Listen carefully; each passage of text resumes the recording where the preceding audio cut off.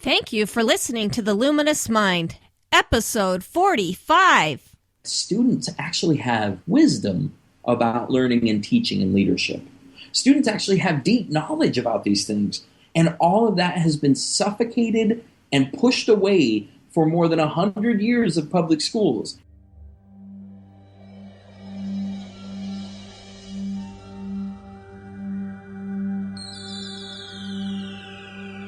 Benjamin Franklin once said, "Do not curse the darkness, rather light a candle instead."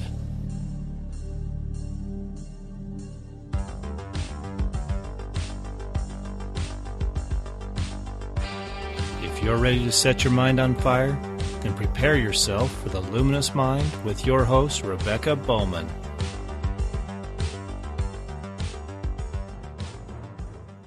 Today's fire starter is Adam Fletcher. Adam is a Canadian writer, international educator, and organizational consultant who lives in the Pacific Northwest and works across the United States. Focusing on transforming the roles of people throughout society, he's worked in more than 500 public schools and nonprofit organizations across the U.S. and around the world. Welcome, Adam. Thank you. Thank you for having me. Hey, Adam, I've told our audience a little bit about you. Do you want to expound upon yourself? Just tell us a little bit more about yourself and then also what you're trying to accomplish. Well, I guess the very best place that I love to start is in my own roots. I began, my work comes from a very personal place. I grew up as a homeless kid and in a very low-income household. Had the opportunity to grow up as a white kid in an African-American neighborhood in the Midwest through my teens. When I was 14, I was offered my first position working with young people professionally, and I continued doing it ever since then to some respect. I spent 15 years working in direct service with youth in schools and nonprofits in 8 different states and several different organizations. I served several terms in AmeriCorps. I started a nonprofit organization and led more than 50 different projects by the time that I was 25. When I was 25, I started the Freechild Project. Freechild's focused on connecting young people in social change around the world. And then the following year, I started what's called Sound Out. And Sound Out's focused on meaningful student involvement throughout the educational system. I'm most focused on transforming the institutions where the majority of people spend the majority of their time. Rather than starting from the ground up or tearing everything down and starting all over, I think that we have to work with what's in front of us in the moment, particularly when it comes to working with extremely disengaged people and extremely disadvantaged people, as it were. And all of that drives my work today. It's really where I come from and who I am and what matters to me. Well, you've written a number of books, and then also I was just looking on your blog. I mean, do you kind of want to go into how, I mean, we kind of talked about how you began this with your own childhood, but what is your message exactly? The message ultimately is that everybody everywhere can live as engaged as we want to all of the time. The question becomes that I work to answer in turn is how do we engage people in the most effective ways and the things that matter most to them?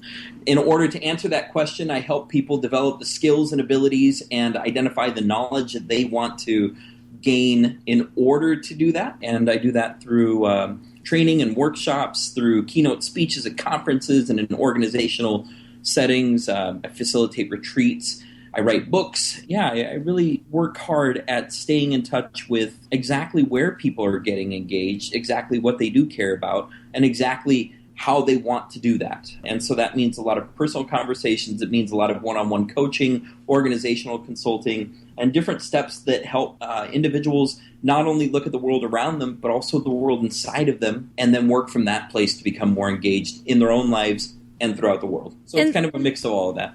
And so what age group does your message target? Well, I'll say that I began working with children and youth, and at the heart of all of my work always are young people. And that's every young person. I'm the father of an 11-year-old daughter who's the most spectacular young person in the world and is living an engaged and full and rich life herself. But I'm also a dedicated uncle to both related children and non-related children. I've been a mentor with young people, again, ever since I was young. But something incredible happened to me in the last decade. As I approach my fourth decade, I begin my fourth decade of life, I've discovered that adults are yearning for this work as well, that we want to be that engaged in our own lives. And so I've started working with adults not only to engage young people, but actually to engage themselves and their peers. So I'm really covering the spectrum these days, working with both young people and adults of all ages. Oh, that's great. That is great. And your message is mostly about how to communicate what you want. Is that correct? Well, what you need? It's one part of that communication, but it's also around we'll say actualization. It's this question of how do we make engagement an actual thing in our very own lives. And so sometimes it's about skill building, sometimes it's about knowledge sharing, sometimes it's about listening and speaking and connecting that way. But whatever it comes down to, it's always about sustained connections and where we have the sustained connections within ourselves and to the world around us. So whatever form that takes. And why are those sustainable connections so important? I think the question of sustained connections is really the foundation of our relationship to the world around us and the world within us. The more sustained connections we have to the world around us and the world within us, the richer and more valuable of a sense of self we are going to have. And in turn, the richer and more valuable sense of the world we're going to have around us. And so ultimately, this is a question of not just personal effectiveness, but it's about changing the world and really creating new opportunities for people to see themselves as world changers, but also people who are in charge of their own lives. It answers Gandhi's premise of be the change you wish to see by actually challenging people to change themselves and then in turn go about changing the world. It's kind of a relational piece, right? To where we see ourselves as being instrumental to not just making the world a better place, but actually doing stuff for ourselves as well. So what was your message when you went into schools? And if you look on your bio and what I mentioned too, that you've worked with, hundreds of schools. What was your message when you were working with those institutions? Well, I'll tell you that just last month I was talking with a group of teachers in Kentucky all around this idea of meaningful student involvement. When I talk about meaningful student involvement, I'm talking about every young person, the second that they walk through a school building door, assumes a role in our society. They're no longer a kid. They're no longer a child. They're no longer just a kid or just a child or just a consumer or just a citizen. They are now students. And in that role of a student, whether or not they want that role, in that role as a student, they are involved. Every student is involved in school. Now, they can be involved in a plethora of ways. My question for schools is how can we make those ways meaningful? We can't set out to engage somebody on purpose. They have to want that engagement themselves. But that involvement is intrinsic in the nature of schooling today. So my question is that whole point of meaningful student involvement. At the core of meaningful student involvement are young people identifying for themselves their investment in education, in communities where that education happens, and in democracy as a whole. And not just democracy as some highfalutin notion, but as an actual practical thing that they live on a day-to-day basis. And so I work with schools to help them envision new roles for students throughout education, repositioning students from being passive recipients of teaching and learning towards becoming active partners throughout teaching, learning, and leadership across the entirety of the education system, from the local classroom, from that individual student's learning, all the way through the highest levels of federal decision-making, policy-making, and everything in between, including curriculum, assessment, classroom management, and all the different activities that go on throughout the education system. That is an interesting concept because I don't think people really understand that. Yeah, every student in every situation does play a role, once they walk into that classroom or, that they have a role in that school. How do you work to get the students involved and engaged somehow to be maybe a positive role, maybe instead of like the class clown or, somebody who's being disruptive? One of the exciting conversations that's beginning to emerge in schools right now gets to that a little bit. It's around what people are calling student voice. Student voice, though, it isn't just kids putting on ties and speaking at the school board meeting, and it's not just the students who can pull together a conference for 300 of their friends to come and talk about schools. Instead, student voice is any expression of any student in any school about anything related to education. So one of the things that I work with teachers to do on a very basic level is simply to listen to student voice, to hear those expressions of students about the classrooms where students spend the majority of their time every single day. In turn, I also work with administrators and other folks throughout the education system to begin to listen to student voice. But that's just the very elemental first step. I have what I call the cycle of engagement. And in the cycle of engagement, there's 5 simple parts. And they form the premise for what I do, not just in schools, but in community settings as well. This idea that first, we listen to student voice. Second, we validate students. We tell them that we hear what they're saying. We acknowledge their humanity as fellow human beings. That doesn't mean always saying yes. That's one of the mistakes that I think a lot of well-intended adults do. They always say yes to young people. Do you want to quit school? Yes. Do you want to fix this classroom? Sure. And then young people say, okay, how can we do that? And adults say, well, whatever you want. So the student says, let's tear down the classroom and build it over from scratch. And that's just not feasible. And so an adult ends up breaking the heart of a young person because they said they want to do this. And the young person tested them by giving them the most logical extreme. Yeah, because even though the adult said yes, they can't do it now, right? And Yeah. so this validation sometimes means saying no. Sometimes validation means asking more questions, but in some way, we're listening to the voices of students, we're validating what they say. The next step in this cycle of engagement is to authorize students, to actually give them the authority that they need to change the schools, to change the education system, or simply to change the learning that they're involved in that instant. That authority can be a new position, can be new learning, but in some way they gain that ability to author their own story, to tell their own story. Fourth step in the cycle of engagement is taking action and doing something. And the fifth step is really reflecting on all of that and tying it back together with learning. What did I learn from actually becoming engaged in school? So there's very simple steps that teachers can take on an everyday basis to do all 5 of those steps, and it really can revolutionize classrooms. So is this a fairly receptive message for your teachers? I would imagine. I mean, I guess my big question is why? Why shouldn't they just teach? I mean, they're the experts. Why shouldn't they just teach and the students just, listen to what they have to say versus the other way around? What's the driving factor behind that? One of the wonderful things that's emerging in our education system today, to remember that we're 15 years past the implementation, almost 15 years past the implementation of No Child Left Behind originally. And one of the wonderful things that's coming is a generation of teachers who actually believes that students are not empty vessels waiting to be filled with teachers' knowledge, right? They're not just empty glass and the teacher has all the knowledge in a pitcher and just has to pour it on in. Yeah. Instead, they're learning in teacher colleges of education, they're learning in training, they're learning in all these different activities. Students are human beings, and they come to classrooms with their own experiences, with their own ideas, with their own backgrounds, with their own culture, and with their own valid knowledge. And what the role of the educator is becoming is less focused on, the tabula rasa, the blank slate, and more focused on how do we construct upon what that student already knows. It's the same thing when it comes to meaningful student involvement. We don't want to assume that every single student has the same expectation for schools. What we do want to do is identify what that expectation is and then how to work with it in the most beneficial way. And so it turns into a really vibrant dialogue between the educator and the student. And what begins to transform and change is that perspective of student as the blank slate, and we begin to see them as being a full human being and a fellow partner in learning and teaching. And then what emerges is this wonderful thing, and it can happen with kindergartners, and it can happen with 12th graders. And I don't just speak from my own experience, but rather from the considerable research that's behind all of this work. Rebecca, all of it shows that students actually have wisdom about learning and teaching and leadership. Students actually have deep knowledge about these things.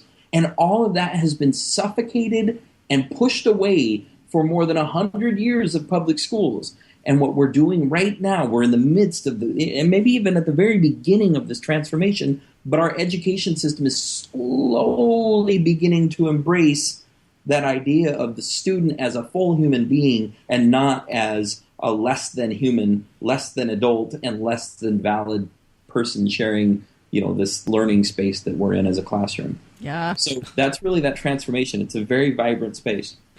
I really do believe what you're saying is so exciting. You know, we were talking before that a lot of my listeners, a lot of my shows have been about child-led learning. It's something that I'm very passionate about, you know, that we let the child lead their education and then they become a self-directed type learner. You were talking about the kind of schooling we received where we went to the class, we sat through a lecture, you know, and whatever the teacher told us to study were the things that we studied. And I think it's exciting to see it flip. It's, you know, that flipped classroom where the student comes to the teacher with the questions that they have versus just sitting in on a lecture. What do you think has caused that paradigm shift? Do you think it's the technology that we're seeing, or do you think that we're just finally getting to a point we're kind of evolving to realize that? I mean, what's the reason behind that? Well, there's two things that I want to offer up in response to what you just said there, Rebecca. One is that I do believe that it's a transforming society that we live in that's partially driven by technology, but it's also the embracing of the democratic principles behind our society. More people have more expectation that they should be engaged meaningfully in the things that affect them the most.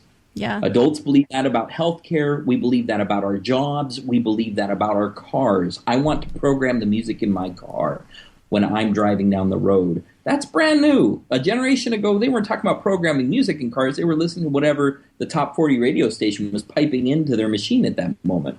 So this is a brand new expectation. Parents are simply helping educate their children and bringing their children into this. But the other part of that I'm going to flip for you, though, Rebecca, is this notion of child-led learning. I think that there's a bit of a misnomer in that. And I say this very gently, but it almost does a disservice to not only young people themselves, but our entire society to talk about child-led learning. We live in a democratic culture, which hasn't always been as democratic as it could be, and it still isn't, and it probably won't be for a very long time, luckily.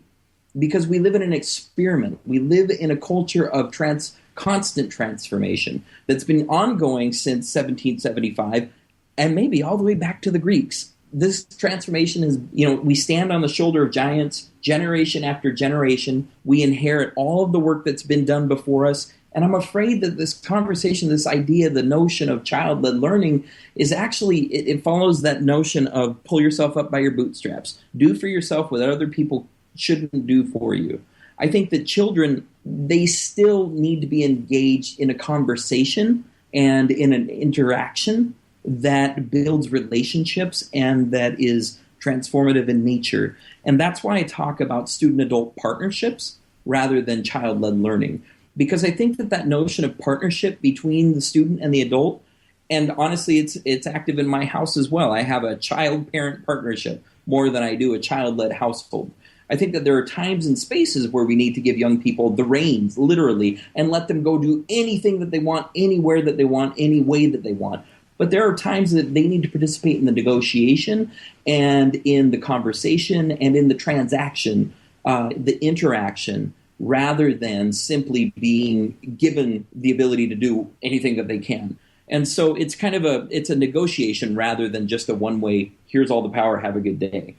It sounds like you're trying to maybe create mentorships, around with the adult teacher and the student, but to maybe foster a mentorship where you're there to help and, you facilitate the learning, but yet they're a partner in it. Is that what you're striving for?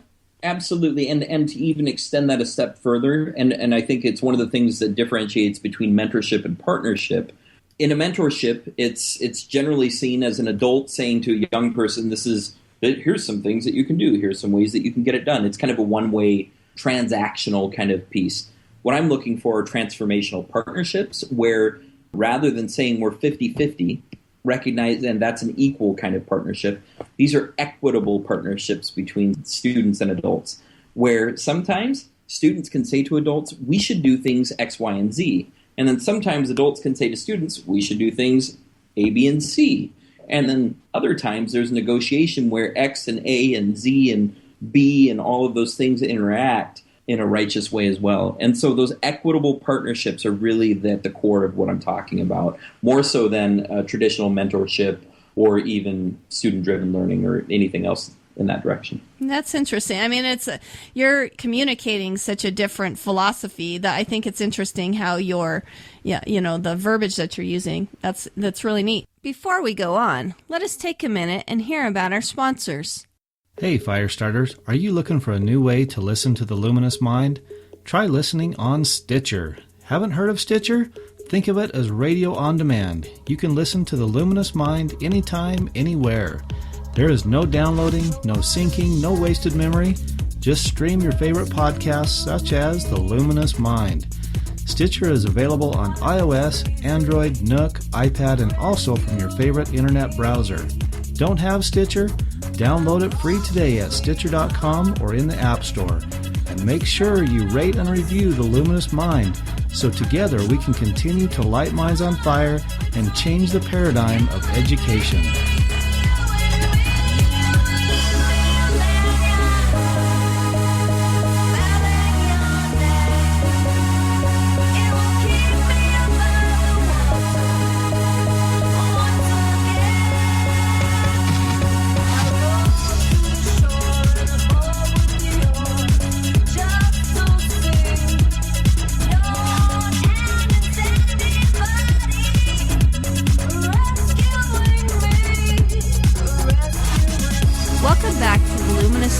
With Adam Fletcher, author and founding director of the Freechild Project. So what successes have you seen when you implement the ideas that you're talking about? Well, if you'll let me, Rebecca, what I would like to do instead of telling you the successes, let me tell you a barrier. And the barrier will open up the door to the success. The main barrier that I face in my work, and I'm not the only one, there is in our society an inherent bias towards adults. We're, as a society, all of us everywhere, all of the time, are biased towards adults. We like the way that adults think. We like the way that adults act. We like the way that adults are developed. We like the way that adults interact. We just love adults. And so what we've done is created structures throughout our society that secure the power of adults. What we've done is created cultures throughout our society that secure the power of adults. And what we've done is foster attitudes throughout our society that secure the power of adults. And what I call this bias towards adults is adultism. Adultism is to young people what heterosexism is to GBLTQ people. It's a bias towards adults. And so this bias towards adults leads in turn to a discrimination against young people. So ironically, we get to walk into schools, elementary schools, that are built for young students, where the water faucets are at the level of adults, where the sign says students need to show up to school, and it has very strict rules all listed out right there, where the attitude is, when you're in my school, you're going to follow my rules, and that's intended by an adult. All of this bias towards adults. It's also apparent in our households. It's apparent in our businesses where you can't have 2 or more people under 18 without an adult. It's apparent in our laws where you have curfews against people because of their age. So we have this adultism everywhere, right? Yeah, I actually was thinking about this today as I was out and about. Right now is a spring break in our area, and so there are a lot of kids out in society. But I was thinking how weird that feels. I mean, my kids are out in society all the time based on our education choice, but I think it's weird. Adults, like when they see a child out in their environment during certain hours, they feel a little weird about that. I would imagine that's the same type of thing that you're talking about, that we... That's exactly it. And so the reason why I bring that up, though, is to flip to the successes of my work. One of the things that I do, both through the Freechild Project and Sound Out, is work to help organizations and individuals defeat adultism, overcome adultism. Because this adultism it's really the organizing discrimination of our society at the end of the day. It's the thing that young babies learn when they're being swaddled by their parents and cooed to and talked to in a way that's diminutive and belittling, that doesn't acknowledge this young person who is a brand new human being on this planet Earth is still a full human being who has rights, who has knowledge, who has abilities. Even if they can't express it in a way that I can hear it, they're still a full human being. We don't see that. And we do that all throughout the young person's upbringing until they turn some magical age when we suddenly see, oh, you're an adult now. You can be one of us. So you're just basically talking about giving children mutual respect, right? I mean, and recognizing their full humanity. Yeah. That's exactly it. It's one of the big successes of my work, I think, is that young people get to move into those positions in a more deliberative way in a variety of institutions around our society. Yeah. Well, and I was thinking about that, as I was saying, I was thinking about this as I was out and about today, how much that when we isolate children and we put them in one place, we create a situation where they aren't able to learn how to behave or how to be part of that society. And like you said, I felt like a teen, I felt like it wasn't important to that part of society. And when all of a sudden, it shifted and I was put into that situation, it was a very uncomfortable thing. Do you find that when you kind of try to merge that makes it a more comfortable transition for the students as well? Well, let's call it what it is. It's segregation. It's age-based segregation. We give schools a lot of flack for doing this with first graders, second graders, third graders, where we segregate them by age. But in reality, all that schools are warehouses for young people. We're segregating them from the rest of society so they're not interacting with our businesses on a day-to-day basis. They're not interacting with our government on a day-to-day basis. They're not interacting with any other part of our society on a day-to-day basis, aside from the things that we have designed specifically for them. And by we, I mean adults. Adults have designed schools. Adults have designed sports and athletics activities. Adults have designed after-school programs and babysitting and tutoring and mentoring and all these activities that separate kids from adults. So with that in mind, one of the things that I continually experience, and the young people who work with me and the adults who work with me experience as well, is, there's blatant pushback against meaningful student involvement. I might have worked with 500 schools, but let's be honest, there are 2,000 schools in the state of Washington alone. 500 is a drop in a bucket in a humongous bucket nationwide. We're talking 1 million schools. And so there's a lot more work to be done. And the reason why it's not being embraced more probably is because of that adultism. Where student voice is becoming more popular in the education conversation, adultism hasn't even entered it yet. And I'll go ahead and challenge as well, Rebecca, that in the homeschool, I keep up on the homeschooling literature for a couple of reasons, not the least of which being that's definitely been a consideration for my own child, and it's something that we've done in the past. As homeschool. But the discussion about adultism and homeschooling is also very, very meager. People are afraid to have this conversation. In democratic education, I wrote an article about adultism in democratic education. You can Google it and find it really easily. People were really revolted by that conversation because at the end of the day, it's still adults with our biases saying this is what we want for kids. Whether or not those children want it is kind of irrelevant. And what I'm trying to do is flip that script and get that dialogue going so that we can find out from each other, from young people's perspectives and from adults' perspectives, what's actually on the table and what we can do together to make that happen, rather than to continue to do things for young people that we can do with them. Wow, my head is like spinning because it's stuff that like I said, I know it was there and I was thinking about it today, but the verbiage that you're using is just it's just very in your face. And so it's awesome because it does make you think about how it is a discriminatory situation. Do you find you talked about the homeschooling community. Do you find them more open to giving children a voice than necessarily some other places? Or do you feel like as a society, we're just gradually moving towards that because we are becoming more individualized? You talked about the radio, wanting our own individual radio stations, and that's pretty much every sector of our society anymore is moving very individual. We want to listen to the song we want to listen to. We want to research the things that we want to listen to. We want to, do you find any place in there that's a little more receptive to your message? I think that we do have an emerging awareness in the widest swath that we can paint of society. There's a tiny little sliver of emerging awareness of opportunity for this conversation. Imagine feminism happening in the United States, equal rights for women happening across the entirety of the United States without there ever being a Susan B. Anthony, without there ever being suffragettes. And that's a really hard picture to imagine. It's really hard to imagine, Susan B. Anthony got beat for showing up at the voting polls, literally physically beat for showing up at the voting polls. And they did that dozens of times over dozens of years. It was a huge thing. If she wouldn't have done that, would we still have feminism today? I think that what we're seeing with the whole personalization and individualization movement is that it's actually consumer-driven rather than being democratically driven. Yeah. It's being led by our corporations who are saying, this is what you want. This is how we can do it. And this is what you're going to get because of it.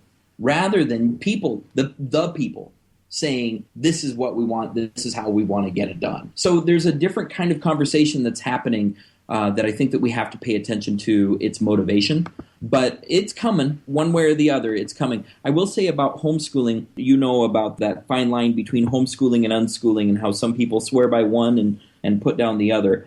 I don't want to get into that necessarily, but what I will say is that I have found a great deal more receptivity among people who identify themselves as unschoolers, if only because by nature that is it has to be, kid-led. More child-led. Yeah. Exactly. And that lends itself to the conversation a little bit easier than homeschooling, where it's oftentimes a parent's conception of what schooling should be, except in the home setting. Yeah, you're just doing school at home versus in the school. Right. So that's interesting. And that movement is growing, the unschooling. And I kind of take a hybrid approach because I like, with my own children, I like a time where, we cover some regular subjects that aren't necessarily, what they want to be doing at that time. But then we turn them loose in the afternoon. And I love to see what they do with that, just because I think they need, once again, I think that they need some exposure to things. Sometimes I wonder if kids even know what they want to be exposed to. Do you find that?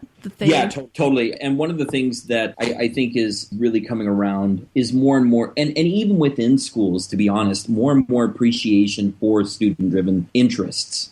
So even if a teacher isn't necessarily able to build a classroom lesson plan around what students want, they still want to know what students are interested in so that can be infused and kind of brought into the learning process. And again, it's by far from the norm, but it's definitely emerging. It's coming around where more adults are more receptive to more of what young people want. Yeah.